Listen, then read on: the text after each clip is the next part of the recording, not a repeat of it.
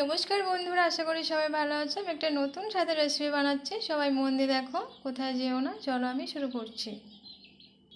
আমি এই কড়াতে রিফাইন তেল দিয়েছি, এবারে দেবো আমি জিরে।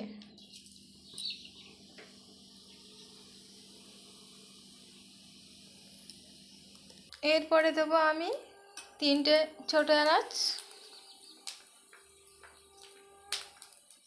এবার দেবো আদা বাটা, কাঁচা লঙ্কা।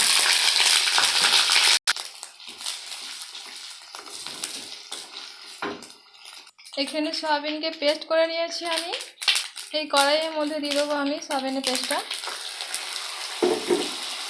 স্বাদ মতো লবণ দেবো।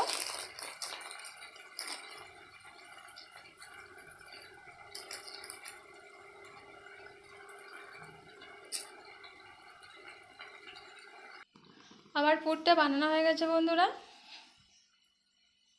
আমার মোমোগুলো বানানো হয়ে গেছে। এবার আমি দিয়ে দেবো এর মধ্যে, জল ফুটে গেছে। আমার মোমোগুলো বানানো হয়ে গেছে বন্ধুরা, বাড়িতে ট্রাই করে দেখবে, নিশ্চয়ই ভালো লাগবে। লাইক করতে ভুলে যেও না, সাবস্ক্রাইব করবে। থ্যাংক ইউ বন্ধুরা।